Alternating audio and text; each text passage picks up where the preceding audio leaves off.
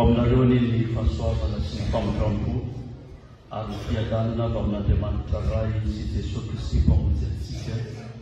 Amen.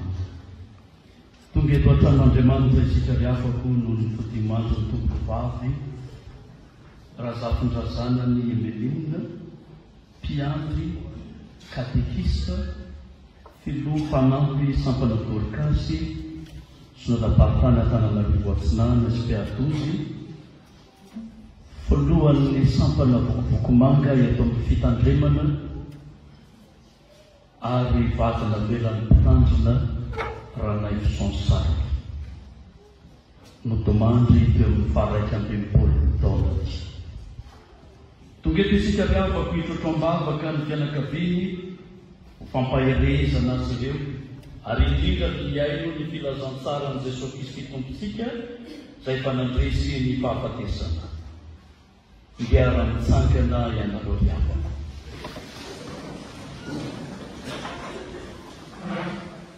Aorianan'izao teny vakiana izao dia nila eny amin'ny fafana elektrônika no tanterahitsika. Voasoratra hoe atsiketraka izahay fa na dia mialevina azy ny toetra ivelany dia voazisanandro anazy kosa ny toetra ianatiny fa ny fahorianay maivana izay vetivety foana dia mainka miasa fatratra indrindra ka matanteraka vonahitra mavesatra maharitra mandrakizay ho anahy. Raha tsy mijery nify izahay fa ny hita dia ho vetivety foana fa ny tsy hita no haharitra mandrakizay.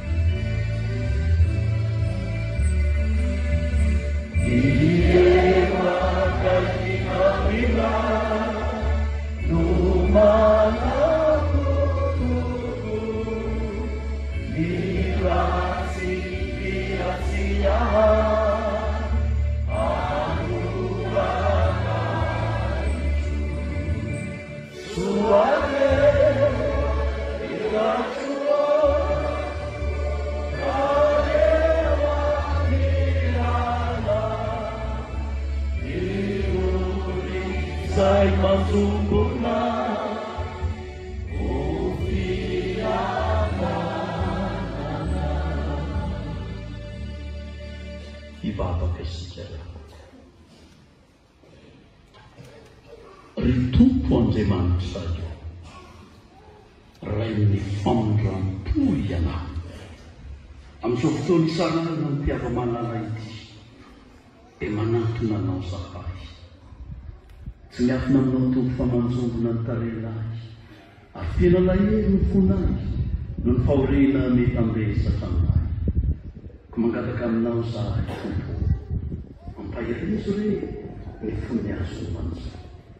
Esoreo amin'ny fahakiviana sy ny famosampo mba hitoerany fiadanana ao anatiny. Eo azy tompo ny finoana sy ny fanantenana ka mpamirapirato amin'ny fony ny fahazavany ny tavanao. Aoka mampahatsiarovina anay amin'ity ora ity fifanandresany fahafatesana ianao. Aza rehetra mino anao na dia maty aza dia ho velona izahay. Hoan'ny fananao izay tompo mba aizanay miteny iza no hainy an-danitra ary tsy misy aty ambony tany irenay tahaka anao na dia levin'aza ny nofinay sy ny fonay dia mbola vatolampy ny fonay sy antsaranay mandrakizay ianao Andriamanitra ary ankehitriny tompo hazavao ny fananao zahay andraisanay tenao amin'ny anaran'i Jesosy Kristy. Amen. Mazoterina nareo lafa.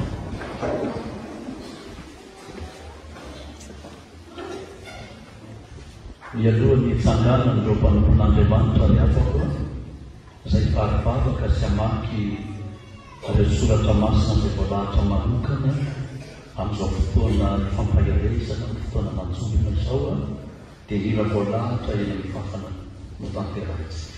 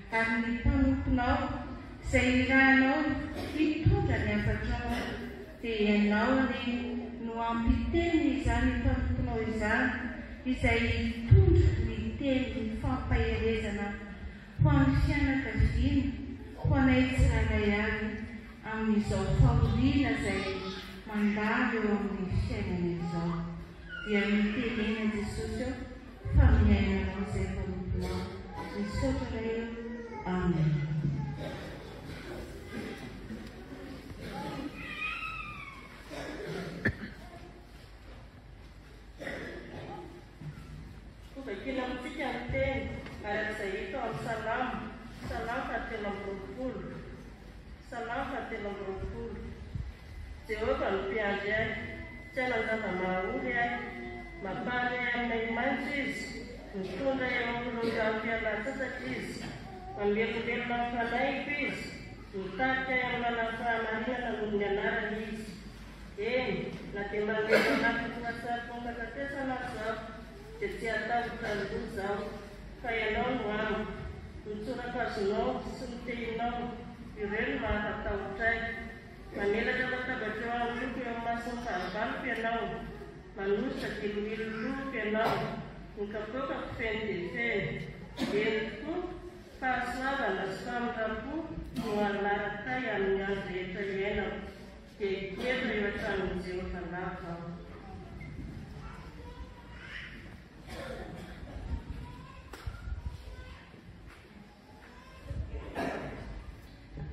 Hitantsika ny famakiana teny, izany dia hitantsika ao amin'ny jaona toko faraky ny folo, raisina amin'ny andiny fadimy amby roapolo dia janona fahafaenina amby roapolo.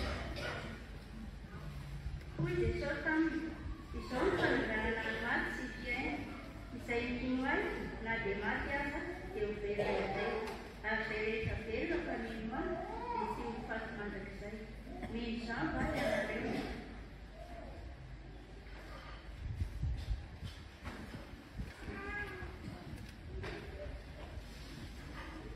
Farahatsika ny vavin'ny teny, izany dia hitatsika ao amin'ny Timoty faharoa.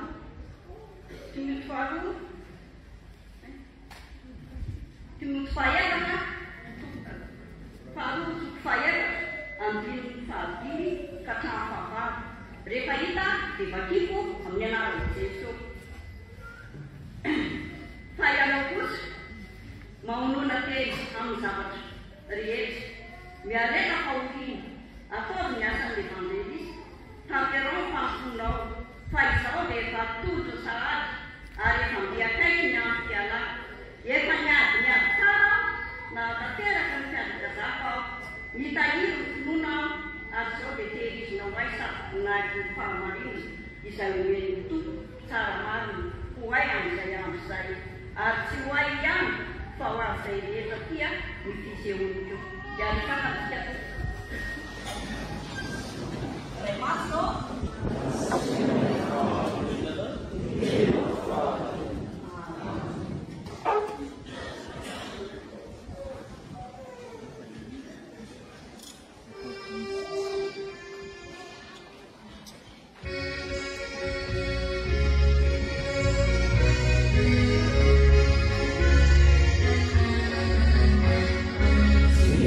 See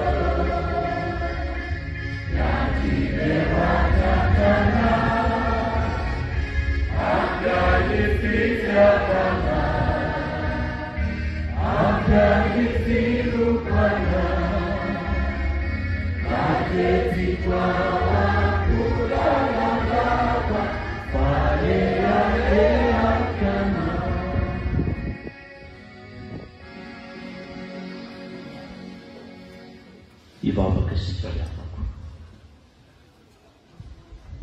amin'ny fotoana toy izao indrindra tompo dia miteninao mijiry manazavanazy, miteninao mitoky isy antoka ary era ny zanak'avy eo mpiatrehana ny fahoriana mba azonay mamikitra mahafiatrany aminahy mba tsy ho azo ny famonozam-polo izany.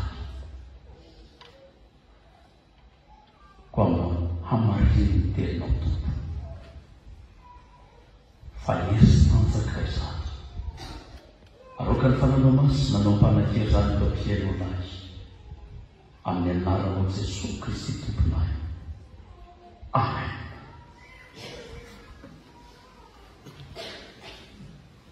Ampitomboanao aminao hatrany gravako ny fahasoava Jesosy Kristy tompontsika.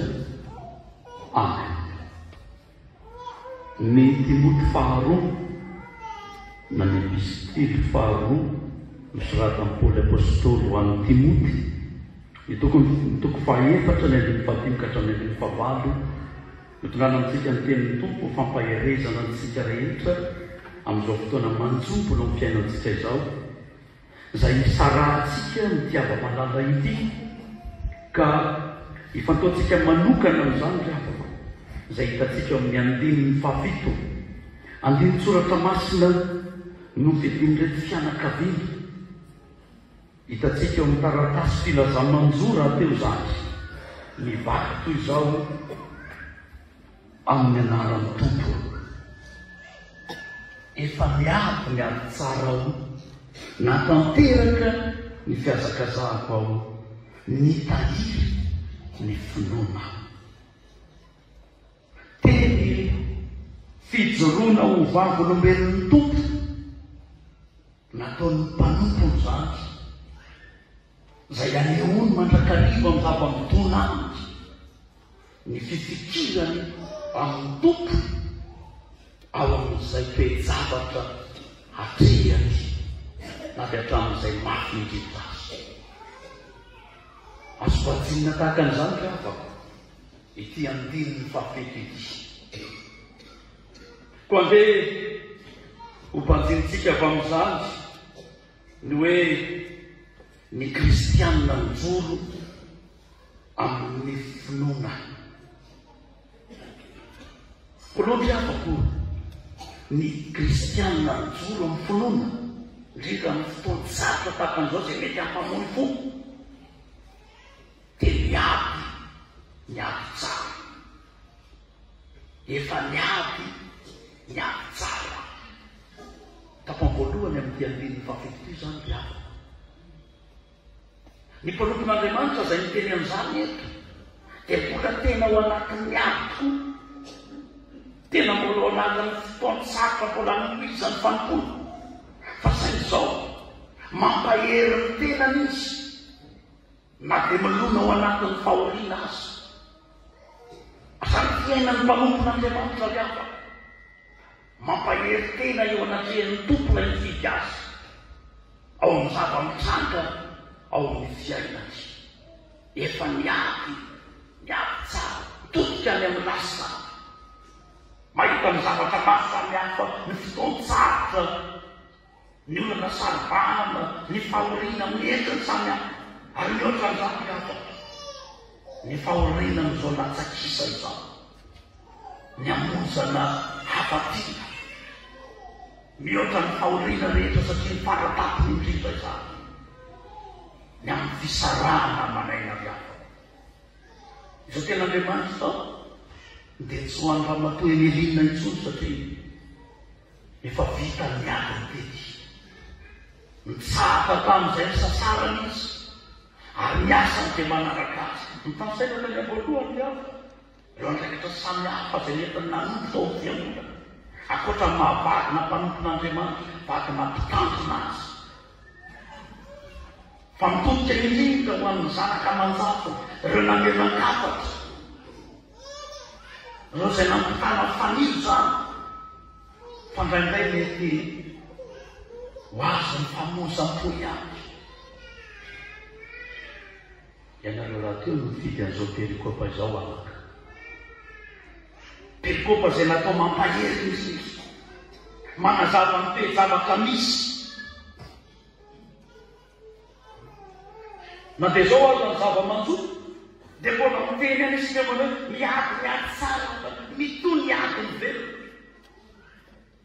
Ao anatin'izany ady tsara na miady tsara rehefa raha takarina lalina mitretsainy ity mpanompo ity. Iza moa ny mpanompo Paoly apôstôly. Paoly apôstôly ilay mpanompo zay miseka zavatra samihafa aby nangady fotoan-tsarotra maro samihafa isankafa. Takarana ny fisainan'izany mpanompo zany amin'ny fotoana samihafa niainana ina moa ny atsara-barany Paoly. Misy telo-katelo farafarakely indriafa ho antsika namenan-kafatra. Tena voalohany dia zao miady tsara, miverina ny filazantsara. Na dia mavesaky ny fahoriana azy, miverina ny filazantsara. Mazava ny filazantsara zay nampitay ity mpanompo ity, ny amin'izay nampitaina tamin'ny fiainam-piangonana raha ny tany Korinto. Fa lazay indrindra zany any Korintianina voalohany ny 5:20. Ina moa zany filazantsara zany raha ho an'ity mpanompo milaza fa miady tsara izy. Ny filazantsara rehefa dia mazava tsara. Ho an'ny Paoly apôstôly lazainy amin'ny Korintianina voalohany 5:20 io. Manomboka amin'ny 20 voalohany hatramin'ny 20 dia za mamaky fianao miainy tsara. Sady andinika no mamantatra andray makindray aike zany ny filazantsara e.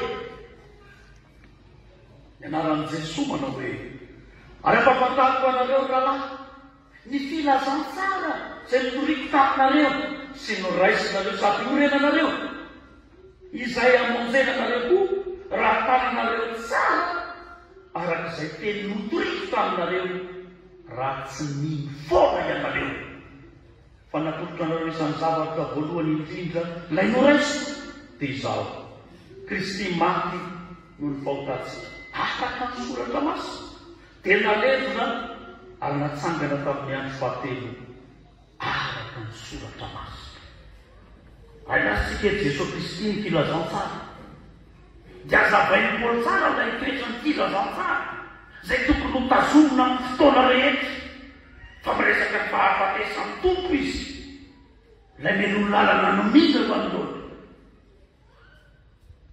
Tsy toy ny zavatra mahazentana mihafa raha ity mpanompon'Andriamanitra zay Paoly apôstôly ity no miteny manao hoe fa ny fahafatesana maneno loatra satria fatany tsara zay inoty. Tsy zava-manahirana loatra ny kristiana ny fahafatesana mihafa. Mafy amintsika ny fisarahana maraina. Fa ny kristiana dia manana an'izany finoana tsy azo sogozonany amin'ny hoe lalana nalovany zany satria manino nalovan'ilay tena filazantsara zany. Jesosy ngeryhavana maty dia nalevona fa tsy nibolatra. Misy fisainana hafa maty avy amin'ny fotoanantsika ankehitriny no ny fandrosoana samihafa manahirana. Azahatra koa dito mihitsy rehefa mitory amin'ny manjotaka an'izao ry havana mampianatra amin'ny fiangonana. Satria tsika mbola hiatrika miady tsara antsika koa manono filazantsara zay natao tamin'ny tompo ihany satria izy ny lalana sy fahamarinana ary ny tokony ho lalana izoranao ihany koa ka raha maty ny tompo efa tsika efa mahalala fa mety matsika satria ho antsika mihitsy ny nahafatesana. Azany ady tsara tokony ohatrehako hatrehanao ny afatra. Mazava ny navarana Paoly hoe Jesosy nge tsy maty noho ny ainy fa maty noho ny fahotako sy ny fahotanao izy. Melo lalana antsika tompontsika ry afatra. Azay le ady tsara eto hoe miverina ny filazantsara. Nde tsy mety adaladala isika ry afatra. Nde tena hifototra tsara amin'ilay filazantsara. Aza moa fampiarana zany fa tsy mitorenana tsara fampiangonana ho anareo zanaka manjafy zay zanaka mpitandro tandrotra tena mampahery zany mampahery mijoro tsara ny fiainana ny filazantsara mivelona ny filazantsara tsy fotsiny hoe mivelona ny filazantsara fa niteboka faharoa amin'ny ady tsara eto izao mino ny filazantsara tsy teny foana no toriny zany takarana ny betsain'ilay mpanoratra ny Timoty faharoa Paoly apôstôly mino ny filazantsara mita no tontolo ny filazantsara Sanna zay aza amin'ny tompony fahafatesana marina fa tsy niara-miaina tamin'ny Jehova mpanompon'Andriamanitra izy fa Jehova efa nahatakatra ny amin'ny ny fianaka amin'izao toetenaka izao dia mampanakaikarina Andriamanitra fa nafantatra izy fa mandalo zao rehetra izao fa namafisany ty mpanompo izy hoe mila mino ny filazantsara amin'ny fotoana mangotraka amin'ny fahoriana toy izao ny afaka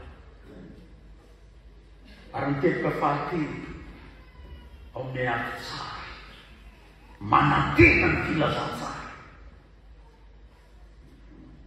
Jesosy Kristy rehefa sy ny asa-panavotany manantena ny filazantsara ary io ny ambaran'ny tompo Jesosy Kristy ao Jaona 1:20 lay nivakiny mpanompon'Andriamanitra teto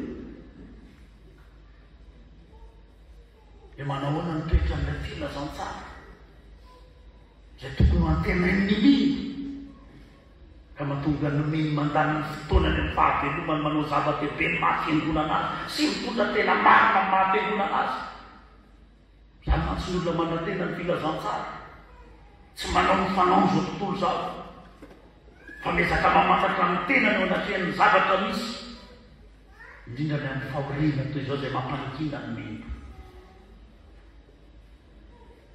hoy Jesosy afanany aminy hoe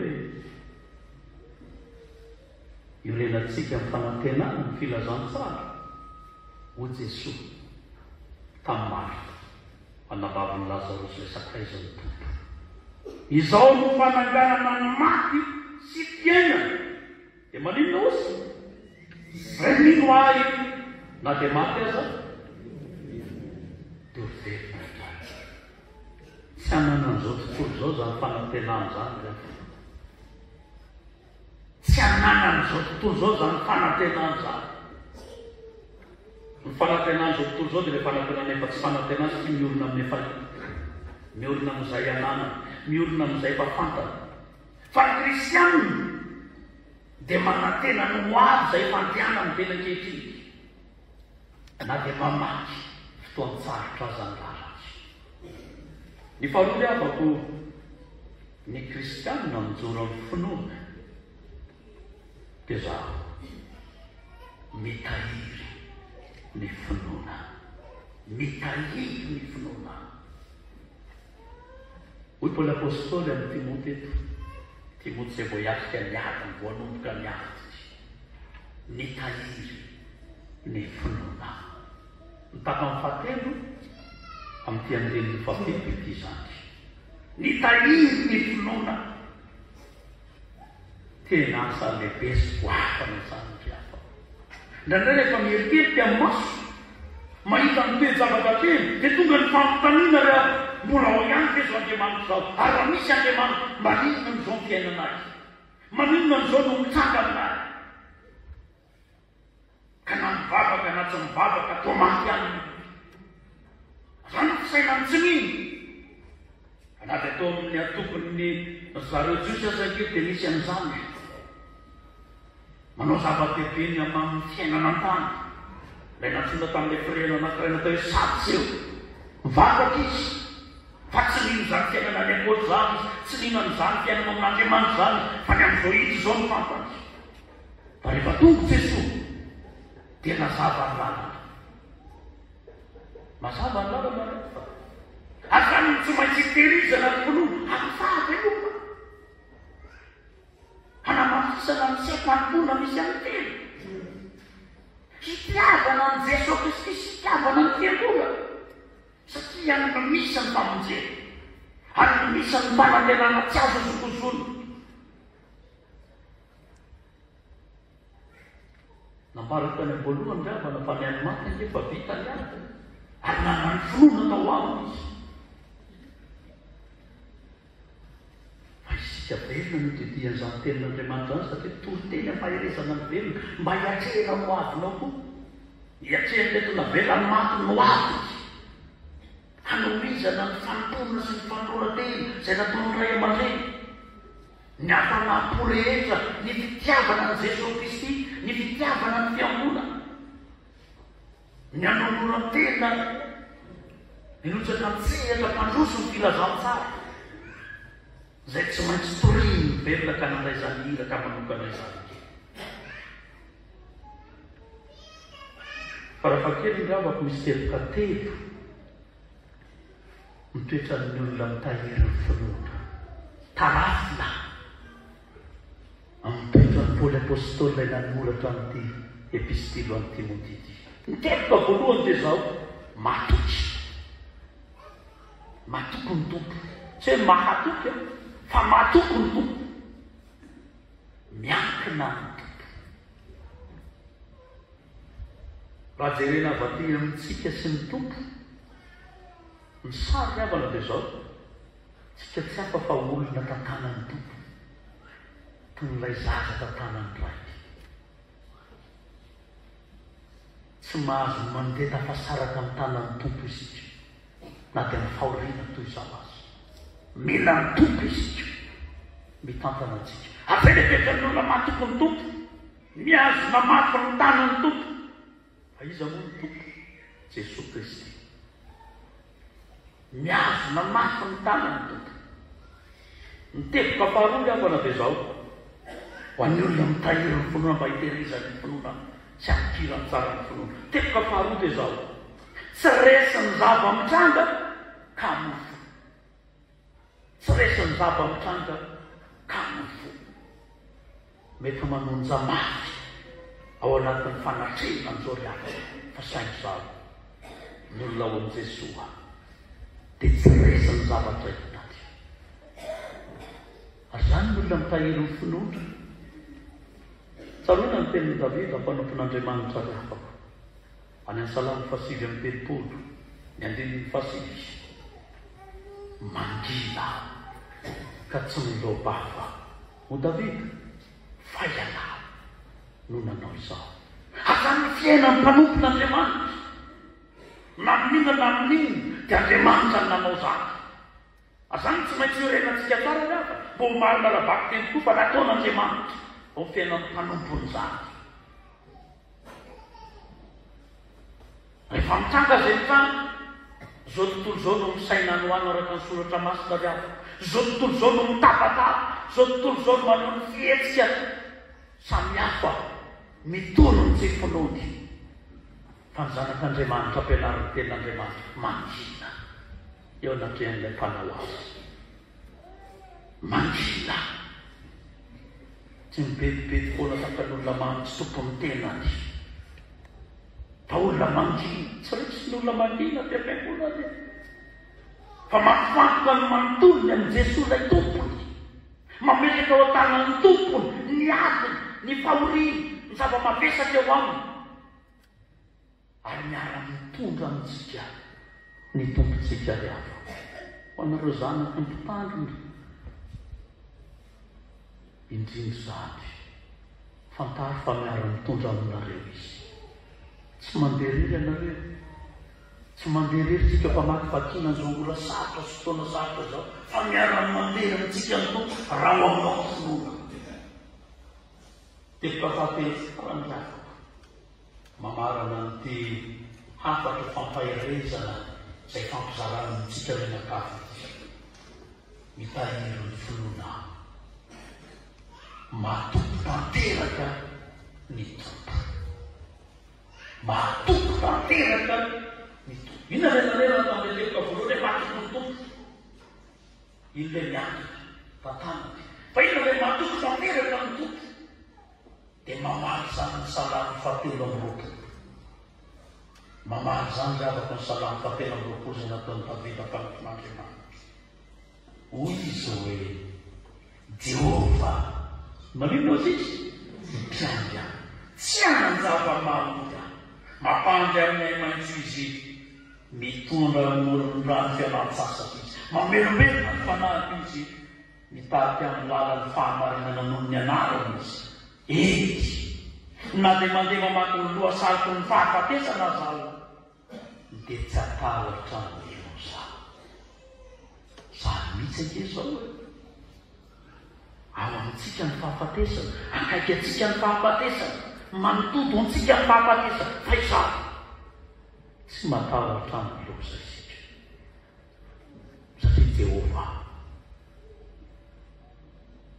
no mpamonjy Jehova no mpiandry ilay marinina ao amin'i Jesosy Kristy fa izy no mpiandry tsara fantan'izay tondrana ny ondro ny dravana raha isan'ny ondro ny isika fa tsy mitondra antsika ho an'ny faravam-piainana mandrakizay izy fa mitondra antsika any amin'izay misy azy ka marininy aminy hoe dia any amin'izay toerako mitoeranareo manana finoana fanantenana arandeso adaladala fandeha hiorina mafy amin'izay fantenaina ny mafy ambonana ny toetra sy ny fitondrantena mafy ambonana mba eo anatrehan'ny tompo mandrakariva isika indrindra ny fotoan-tsarotra toy izany ho an'Andriamanitra ny voninahitra riavako ho amintsika kosa ny fampahirezana no izany tendreny fampisarara tamintsika izany teo ambany fitarian'ny fanamasina. Amen.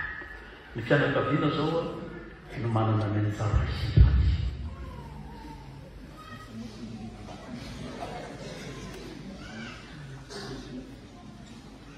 Sangama isika fianakaviana riavako.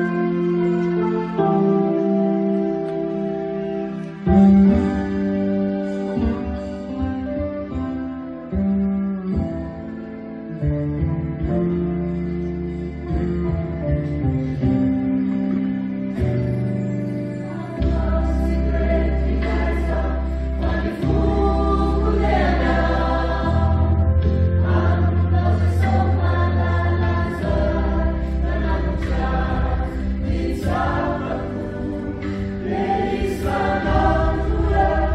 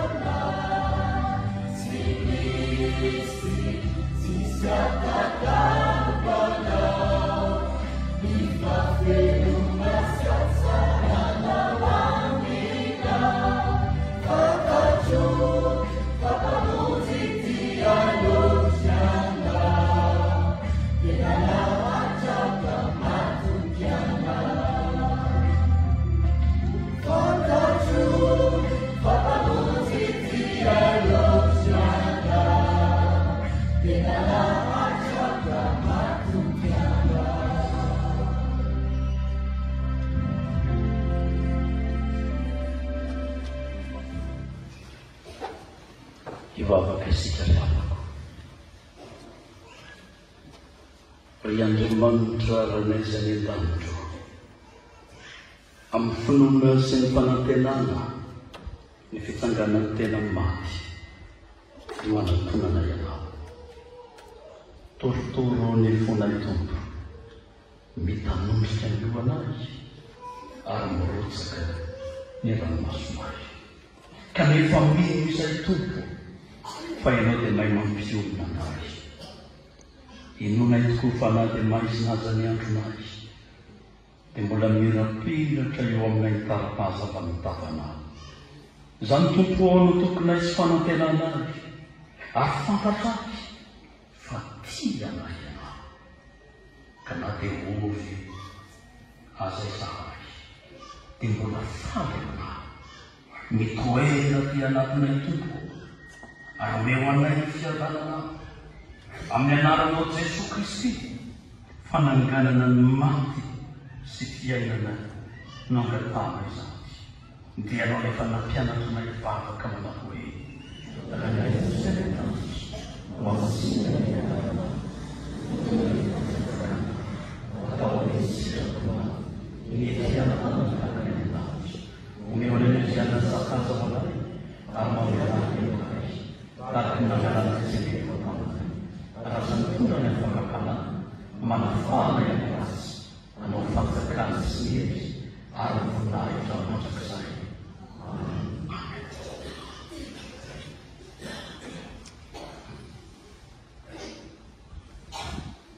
mialohan'ny fitsanganana ny solitena-pianakaviana miavako hitondra teny fanampisaorana antsika mianakavy dia ropiray antso amin'ny ramatoa zao no anana ny tsara izaray ny Dorcasy, ny Vokovokomanga ary ny Safifa eto amin'ny Vitandriamanitra. Fangana fiatrany zareo.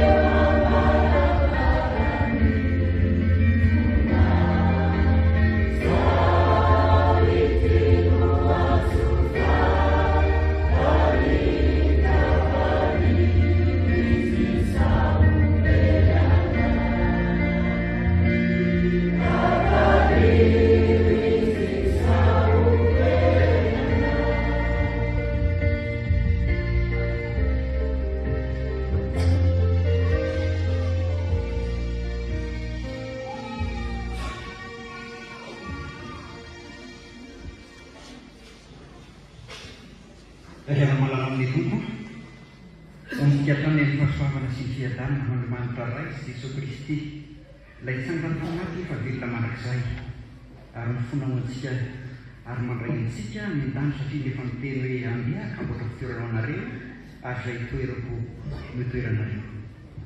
Marina koa fa ny tenin'Andriamanitra misoratra ao amin'ny Tesalonika voalohany toko 5:5-20 manao hoe misaorana ny zavatra rehetra fahaizany sikafon'Andriamanitra ao amin'ny Jesosy Kristy Tompo ho anareo ka na dia ho anareo fahoriana aza dia misaoran'Andriamanitra misaoran'Andriamanitra tsika satria nampindrano antsika nandritra ny ray alihany taona raha matory zakilazany ny milina misaoran'Andriamanitra tsika satria araka ny valazan'ny mpitandrina teo dia betsaka ireo harem-pahasoavana nandraisa ny biby nandraisa ny andraikitra teo tao amin'ny fiangonana fa tao amin'ny fijegena tao amin'ny sondaparitany tao amin'ireo sampany sampanasa ary asa tao anatin'izany fijegena izany no zany ry avina malalaka mizory hoe tony tenako esoko tena ny fianakaviana izy avoa ny fianakaviana amin'ny anarana ray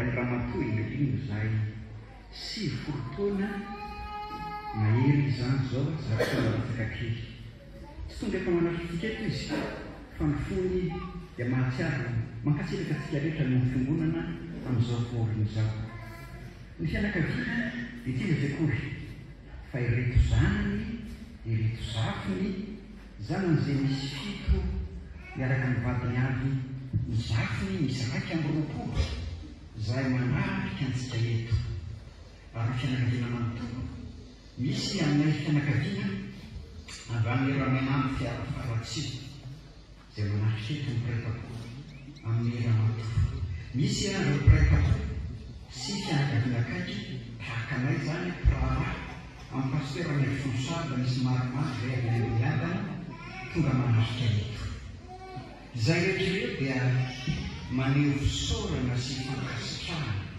antsika rehetra zay tonga manarika eto manao zafavindrindra tompo satria nozovona an'andra zao dia mahamaloatra ny tenyny tony manao hoe mahitompo sy mamandrasa trafahoriana ka toy nivitsika lavatrano sy valalavaotrano ka very fanambavavely koa mitsangatsota ary mivolana tsy fidiny no fisarana manay taneo telo foy fisaorana sy fankasitrahana antsika rehetra tonga ny dodododo miazakazaka nandao ny famambara nandao ny andraikitra ny fampiarahana nandany vola nandany fotoana nitora fampimonina fampahirezana ho amin'ny fianakaviana manontolo nandray anjara tamin'ny fikarakarana samy hafa rehetra nanolotra fanomezana vola hoentina mivoadramaso ho an'ny velary tsindrandando ho an'ny maty tsy adino eto fa raha mbola teny ny mpitala ramatoa dia maty amintsika rehetra nandray anjara tsy adino zany nandray anjara tanjolana ny vavaka fampahirezana ireto zanaka manjafina nanolotra famakina ihany torytanana hoentina mamonjy ny aina kanefa mo fantasika tsara Andriamanitra ny tompony aina vita ny didiny mataheraka ny fiatsaka zany izy dia menazy ny sarovoninahitra tena misaotra nareo andray anjara tamin'ireo ary dia tonga efa fiangonana koa tsika rehetra misy ava-mavitra sa oety fa misy avy any Moramara misy avy any Lomositra misy avy any Faratsio misy eto Tananarivo sy ny manodidina ary misy eka lavitra mihitsy izay mety tsy voatonona tonga tondrany fiangonana antsika niarany vavaka nisaoran'Andriamanitra nanome voninahitra ny tompony nanome aina ary dia nampahery ny fianakaviana izany tsapa tokoa zany fa tena zava-dehibe ary tsy adino ireo ray aman-dreny avy eo amin'ny fode eritsikireny ao ny Dorcas be eritsikireny misy mandaparitany Antananarivo Atsinanana hita teto misy branche mandaparitany eo koa ramatoa vady ny présidence locale vaovao izay manarika amin'ity fahoriana ty ao nareo mpitandrina katekisy mpiara-miasa rehetra solotena isa-fiangonana ao ireo sampanasa ary asa ary tsirina manokana ary sampana Dorcas na amin'ny fobe izy na sondaparitany na amin'ny faritra zava-dehibe tokoa zany fa amin'ny fahoriana tahaka an'izao dia marina loatra ny ten'Andriamanitra amin'ny volana fafitandiam-bolana izy manao hoe itenantsika iza tokoa dia tia amin'ny andro rehetra sady miseho raharaha hamonjy amin'ny fahorana. Izany tokoa mahatsapana fa zava-dehibe ny fidododoana fiasakazahana araka izany eto amin'izao fahoriana izao. Tsy adiny itsika te amin'ny manodidina ny efijekeriny manendrim-bazaha, ny efijekeriny mamiadamanjaka, ny ekara masombahiny, ny ekara matasoa, ny centre MFR zay ny andrasana ny famangatsika ny mpampandriamanitra. Ary tsy mikely indrindra fa ny lehibe na dia atao miparaplazana aza ny mpitandrina sy ny efijekeriny mavasyvelona masombahiny matasoa.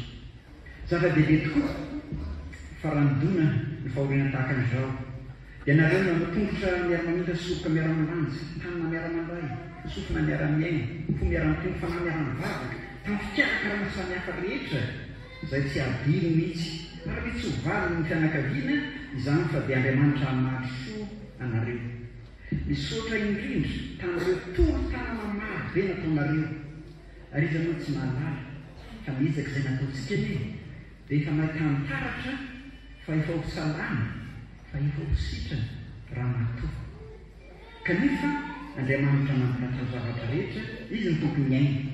Miezaka nataonareo sy miezaka nataontsika rehetra dia efa nanana famatianana kanefa manaiky ny fambanin'Andriamanitra fa Andriamanitra tsy manao kasipahana ny fiainan'ny mpanompon'Andriamanitra rehetra. Zay ny fandamina araka ny toriteny teo efa niady tsara nahatanteraka ny fiasakazahana ary nitahiry ny finoana hatramin'izao dia men'Andriamanitra aza ny safivoninahitra izay omen'ilay tsara marina. Zava-dehibe tokoa izany ry havana ny fiombonana ny fankatiavana izay nataontsika. Misaotra manokana ihany koa fantatry tsara ireo tolo-tany nataon'ny fiangonana tamin'ny nanaovana trano any Ramatoa. Raha mbola président synodaly dia fantatry tsara izany tsika samy fiangonana izany atahoana fa izao ny fandanian'Andriamanitra ary voatsitaka ihany koa misy ezaka mbola mitohy izao a atao teo anatren'Andriamanitra reny raha natao melona ny lasa mbola misy koa ireo zanany maniry indrindra ary sitrakareo mbola anohizanareo izany fitiavana fa maroatra ny ten'Andriamanitra fitiavana malaka izay mitavaka anao dia izany mampaharitako fa miranto ho anao. Hitako marano na riavana dia misolatsika rehetra izay tamin'ny kafisikavana izay dia dia marina tamin'ny fisikavana izay tsy mahalaka elo fa mahasorona ka iray alahelo marina loatra ny ten'Andriamanitra manao hoe isika rehetra na dia maro aza tena ray ao amin'ny toa amin'izao ny sarotra fetsika sy dia avy ny firenen'izao riavana iraina indrindra dia mba fankatiavatsika sy miongonantsika. Za manokana riavana, za manokana tsy mahalevy tena karamaty ary tsy vitako ny andevina ny tena sange mila lava mila tsika rehetra tehirizy izany fiangonana sy fankatiavana izany ary misaotra nareo dia amin'izany zavatra rehetra izany. Andriamanitra tsifatsinary manika hanadino miasa sy ny fitiavana izay nasehonareo voninahitry ny anarana. Dia tapamarano mariavana dia misaotra ireo mety izay tsy voatonona tsy voalaza ao anatin'izao fisaoran'izao fa Andriamanitra kosa nefa mahalala antsika tsirairay avy. Raha nato rafina zanany milina fantatitsika tsara dia miezaka nanao edidy tamin'ireo mpiaramonina taminy sy tamin'ny fiangonana raha teo. Mahatsiaro izy fa na dia maty azy dia mbola tian'ireo zanany hanohy izany edidy sy ny ezaka izay nataon'izany. Dia misy rehetra vakitra ireto mba hatolotra anareo amin'ny fitiavana ho fahamizana izany asan'Andriamanitra izany. Ny fijekenima vaky velona masombahiny miaraka amin'ny mpitandrina. Ny fijekenima andrem-bazaha fitahiana. Ny fijekenima miadamanjaka fitiavana. Ny ekara masombahiny. Ny ekara mantasoa ary ny centre MFR, ny centre MFR.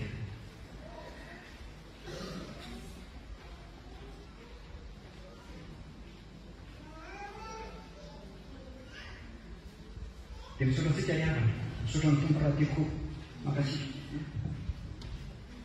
longy fihavanana azafady indrindra soratsika rehetra miaraka ny mivavaka sy mifampahery tamin'reto fianakaviana ireto dia ho an'Andriamanitra le voninahitra toeran-devenana moa dia amin'ny simetera antsinana ny lazaina nasombahiny fa indrindra dia mba iombona amin'izany raha tahika misy antony manokana tsy hahafahantsika sy mety nyakory fa mandreky zoto ny mijanona tsalaina mitoerany lavitra akaiky raha teo dia mirahary ny fitain'Andriamanitra antsika sotrandrindra nazariavana dia misaotratsika izy dia faorana rahamanana ity faorana ity misy ireo namana izay tonga eto mbola tsy navita ny adidiny dia fotoana betsy zao mpasona mandrosa tamilona ny amin'reto zanaka nafelany maty dia afaka mandroso isika zany dia ampilaniny nefa mpakingana ihany nazotsika mandroso an'izany zay tariandreo mpitanjona mpiara-miasa ry avako mandroso azika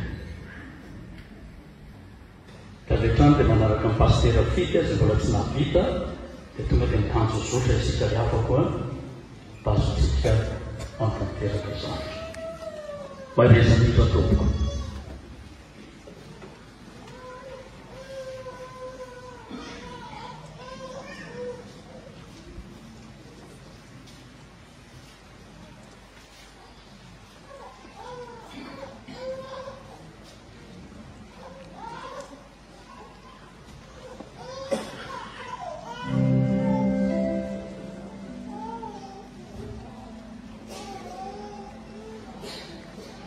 ilanariavako dia amarana ny fompavahan'ito isika araka lazaindray aman-dreny teo dia mbola mitoy any amin'ny fasana ny fiombonatsika menakavo amin'izay ho afaka ho amin'izany ary dia mitompo any ampahery antsika hijery antsika amaly antsika araka zao fitiavana lehibe izay asehoantsika izany toy zao ny fandaminana riavako dia mpivoarintsika ny tranon'Andriamanitra satria moa tranon'Andriamanitra ity manatrika antsika eto ny tompo dia rehefa ny mpiravana zany dia ny mitondra voninkazo mandray reto voninkazo reto dia mitanjo zotra moramora mivoaka ny tranon'Andriamanitra dia ny mibata ny trano vorona dia ny zanaka manjafy zay vao sika rehetra ny fandaminana tsy mihetsika ny davio mihitsy ianao fa ny dekonana nondro anao zay vao mitsangana anao mitanjo zotra mamonjy ny fivoahana fanajantsika fantatray fanaraka izany ianao satria manaja an'Andriamanitra isika ry afako dekonina zany mandamina antsika ny fahatingana mivoaka an'izao tranon'Andriamanitra dia vetivety ihany mivoatsika an'izao tranon'Andriamanitra zao ny fandevenina fanlazainy mitondra teny teo fa ny amin'ny simetera atsinana ny lazaina masombahiny matasoa ao avin'ity fotoana ity eo am-pitsanganana ry avako no anatanterantsika ny hira fanampy faharoa telopolo melohany tsodrano ary ny hira faraiky amin'ny telopolo ambefajato ny andiny faharoa kosa ao arinany tsodrano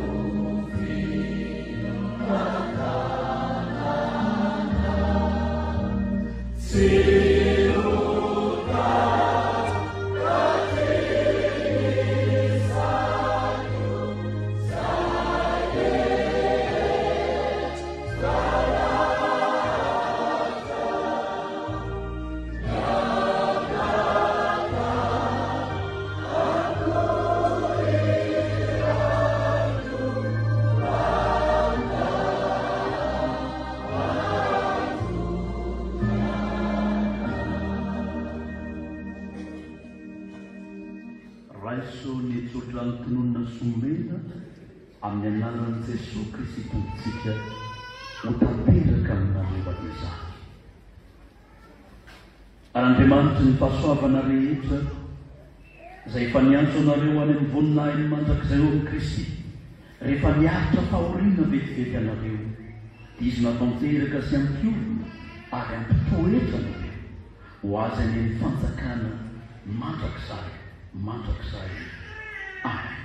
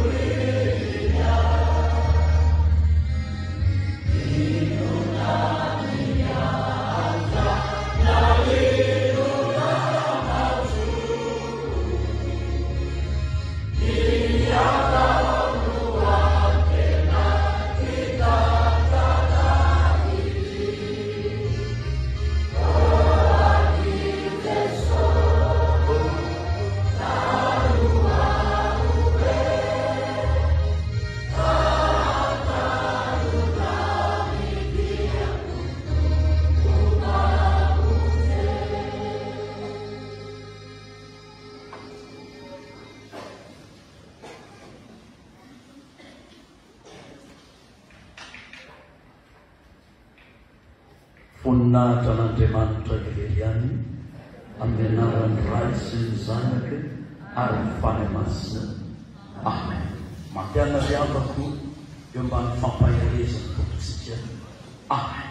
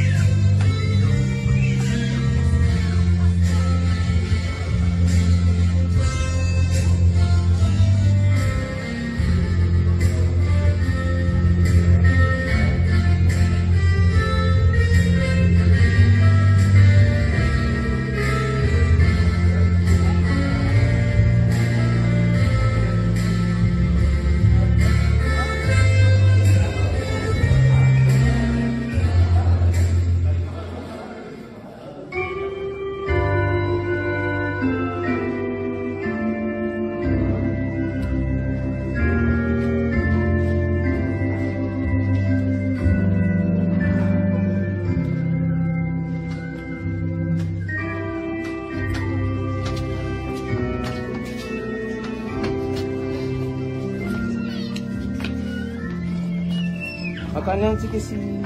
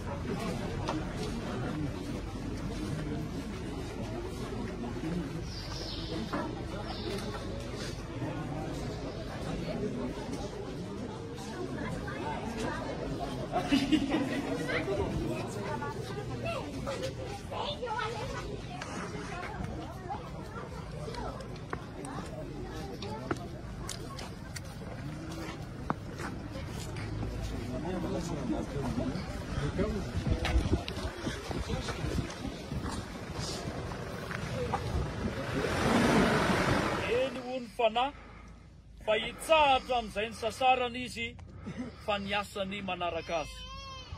Hoy ny Tompo, izao ny fananganana ny maty sy fiainana, izay mino ahy na dia maty aza dia ho velona indray, ary izay rehetra velona ka mino ahy dia tsy ho faty mandrakizay. Hoy ny apôstôly, fa i Kristy no antony havelomako, ary ny fahafatesana no azoko tombony, ary mandalo zao fiainana izao sy ny filany, fa izay manao ny sitrapon'Andriamanitra no maharitra mandrakizay. Hivavaka isika. Andriamanitra mpamindra fo, rain Jesosy Kristy tomponay ianao, izay fananganana ny maty sy fiainana, izy no aveloma mino na dia maty aza, fa izay rehetra velona ka mino azy dia tsy ho faty mandrakizay. Ary izy koa no nampianatra anay mba tsy alahelo izay fanodomandry tahaka ny sasany izay tsy manana fanantenana. Mitaraina aminao izay ray eo mba hanangananay izay maty eo amin'ny fahotana, mba ho velona amin'ny fahamarinana. Ary rehefa miala amin'izao fiainana izao zahay, aoka mba hitoetra koa amin'ny Kristy izay antenainay fa hitoerany tiavana ity. Ka amin'ny fananganany maty dia mba ho raisinay aneny fitahiana, notonono ny zanaka malalanao manao hoe, avia ny zanaka notahin'ny raiko, mandova ny fanjakana voavoatra ho anareo hatrizay nanorenana izao tontolo izao. Neo anay izany ray io mpamindra fo, amin'ny alalan'i Jesosy Kristy mpanalalana sy mpanavitra anay. Amen. Iombona antsika rehetra ry havako ny fanekam-pinoana kristianina dia ny fanekam-pinoana apôstôlika, manao hoe mino an'Andriamanitra ray sy Tompo anao ny lanitra sy ny tany, ary mino an Jesosy Kristy zanany tokana tompontsika izay nitorotorona tamin'ny fanamasy, nateraky Maria Virginy, nijanona napaka ao tompolako, nombona tamin'ny azo fijaliana, maty ka nalefa, hidina tany amin'ny fiainantsika, nitsangana tamin'ny maty tamin'ny andro fahatelo, niakatra ho any an-danitra, nipetrakavan'Andriamanitra ray sy Tompo, avy any hiaviany tsara ny velona sy ny maty. Iny ny fanahy masina aho, fiangonana masina manerana izao tontolo izao, fiombona ny olona masina, ny famelan-keloka amin'ny tena maty, ary ny fiainana mandrakizay. Ray sony tsodrano izay tononona sy omena amin'ny anaran'i Jesosy Kristy tompontsika, ho tanterahan'ny Tompo amintsika rehetra ne izany.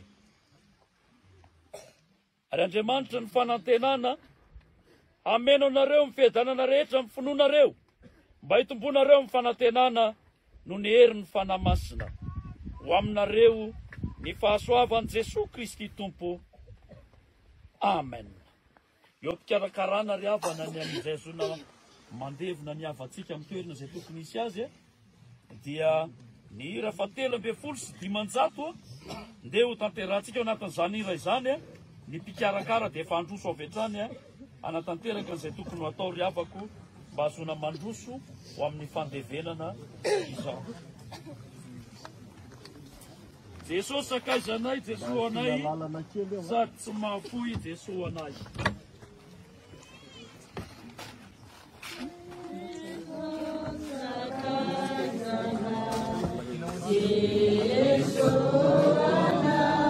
Sady tsy mahafoy.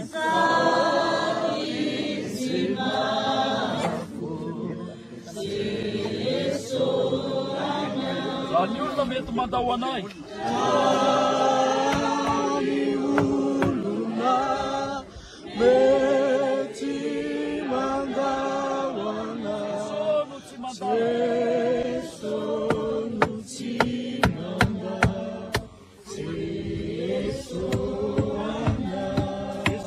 Zanai.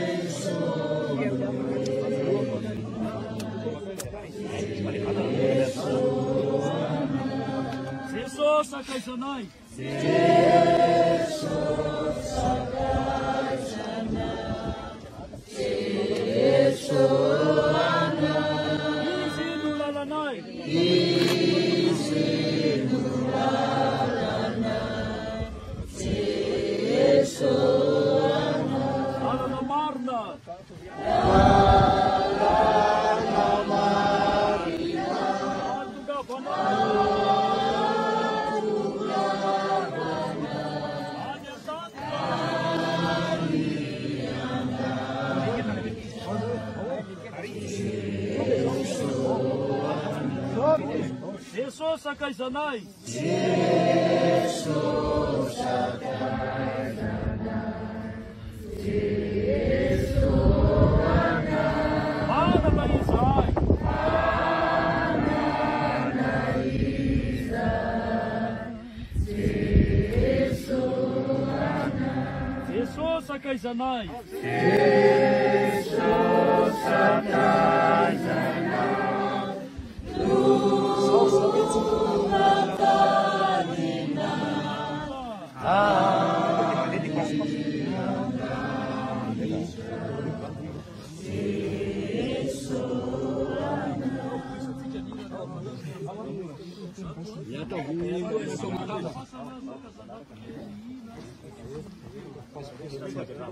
So diraisa amin'iny.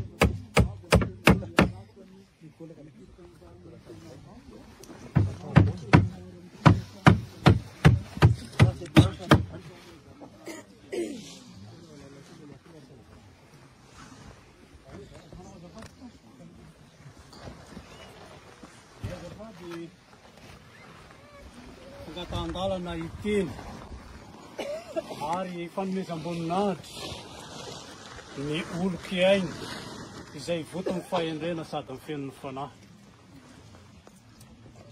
Manao azafady satria tanora maitso volo,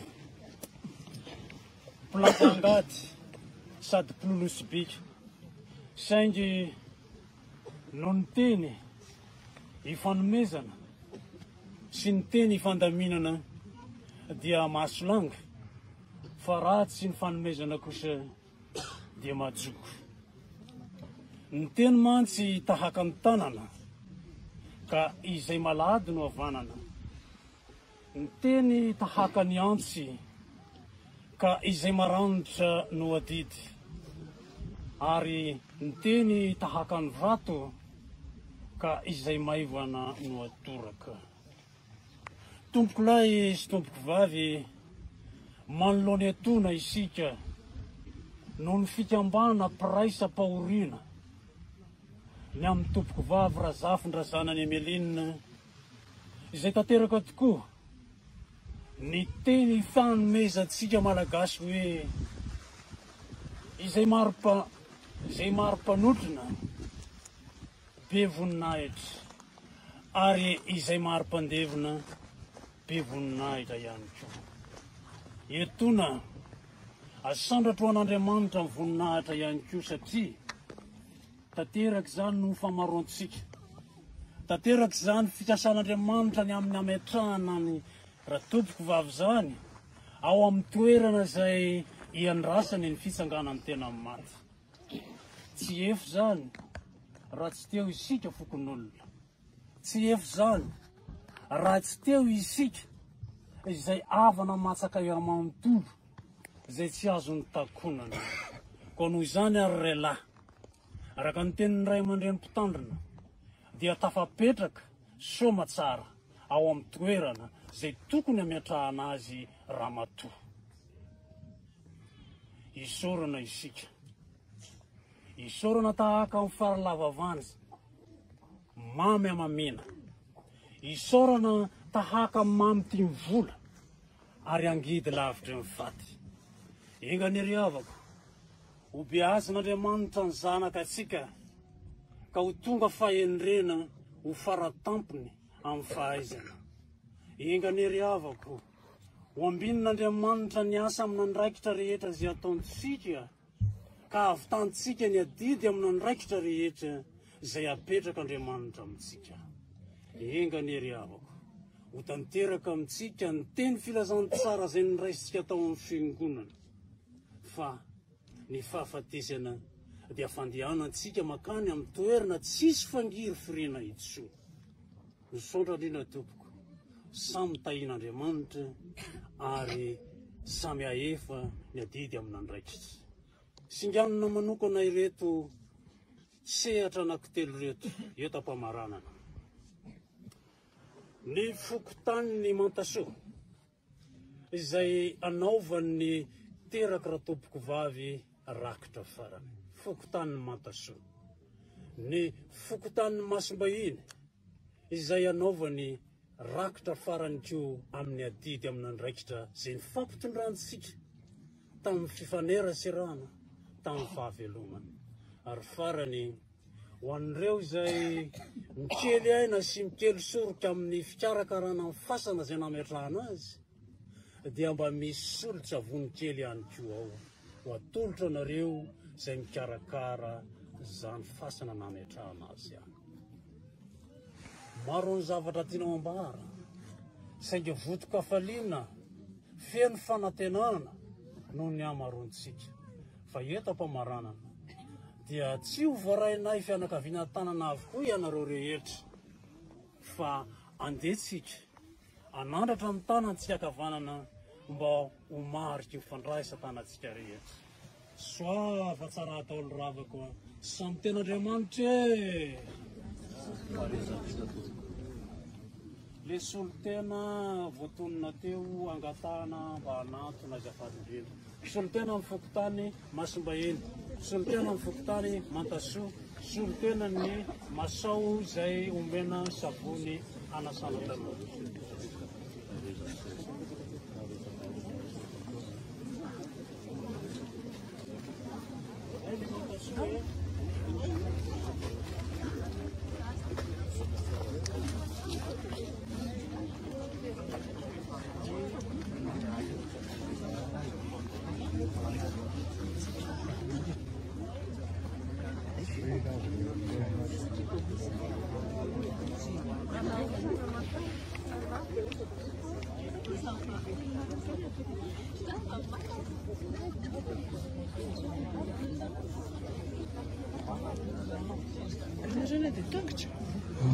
Pile ricci non mi sono capito.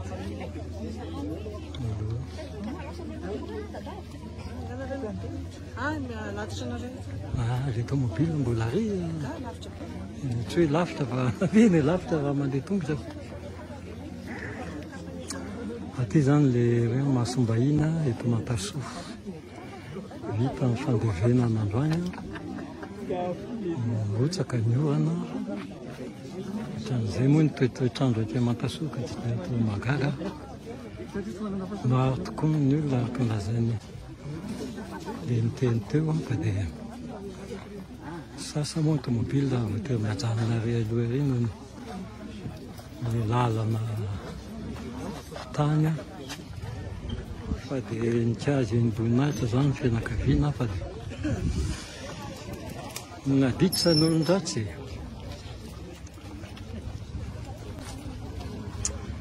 foana le niteneny koa amin'ny androna hahafatesanao nahitanao tena antrom-piainanao misy nanotrona ve natotra anao sa tsisy.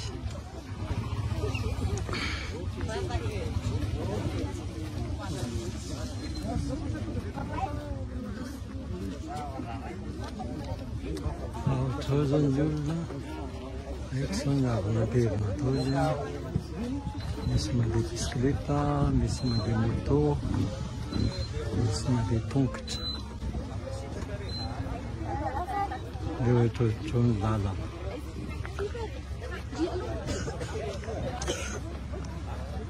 Mandehanana moa mbola ndatao lavitra satria zay fa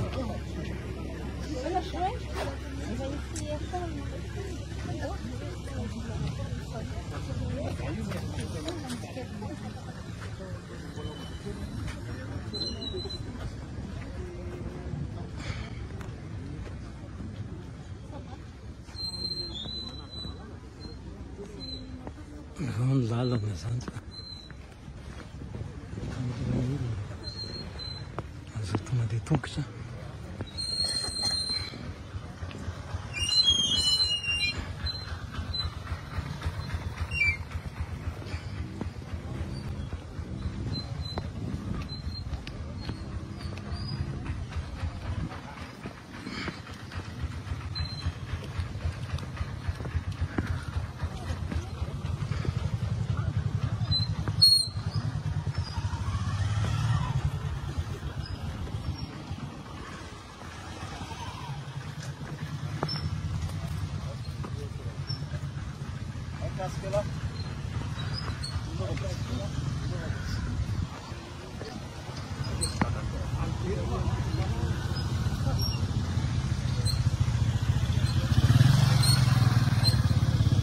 Tsy haiko fa aty Matasoa misy atsika zao.